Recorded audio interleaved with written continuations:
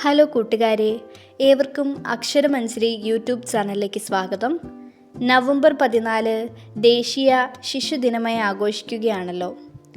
ശിശുദിനവുമായി ബന്ധപ്പെട്ട കുറച്ച് ചോദ്യങ്ങളിലൂടെയും ഉത്തരങ്ങളിലൂടെയും നമുക്ക് കടന്നു പോയാലോ?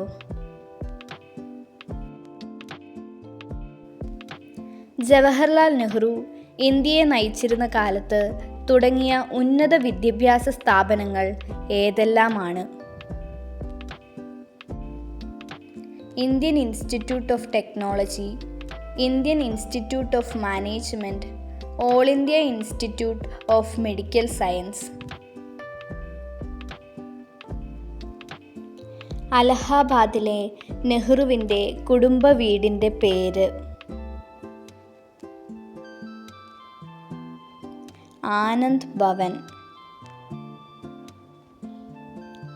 ഒരച്ഛൻ മകൾക്കയച്ച കത്തുകൾ മലയാളത്തിലേക്ക് തർജ്ജമ ചെയ്തത് ആര്? അമ്പാടി ഇക്കാവമ്മ. നെഹ്റു പുരസ്കാരം ആദ്യമായി ലഭിച്ച വനിത?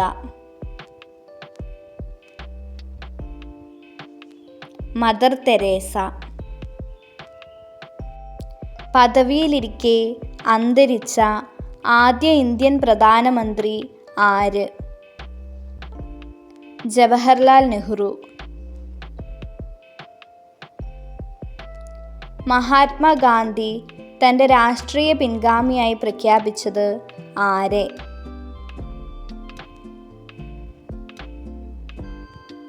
ജവഹർലാൽ നെഹ്റു.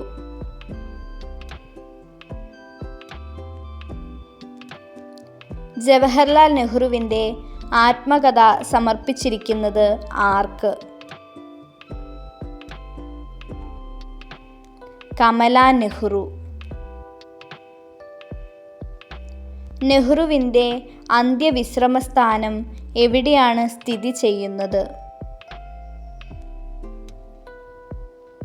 ശാന്തിവനം.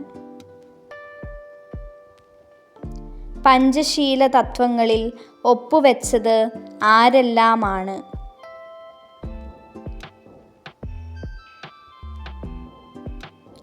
ജവഹർലാൽ നെഹ്റുവും ചൗ എൻ ലായിയും.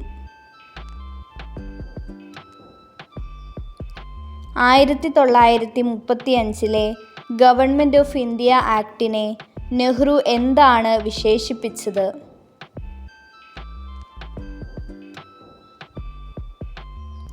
ശക്തിയേറിയ ബ്രേക്കുള്ളതും എൻജിൻ ഇല്ലാത്തതുമായ യന്ത്രം.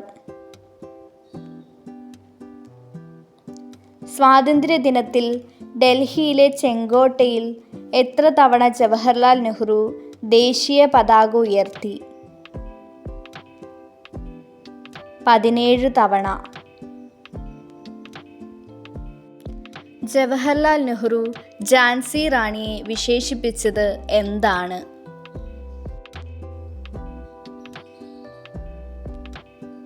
ഇരുണ്ട പശ്ചാത്തലത്തിലെ പ്രകാശമാനമായ ബിന്ദു.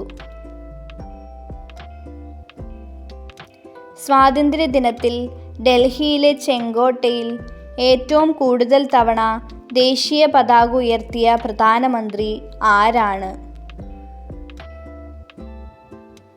ജവഹർലാൽ നെഹ്റു.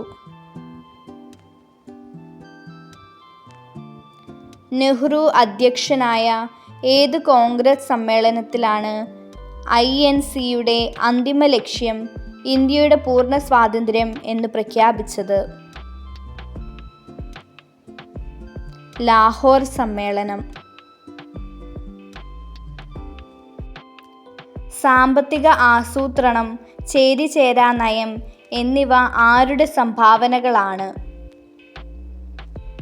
ജവഹർലാൽ നെഹ്റു.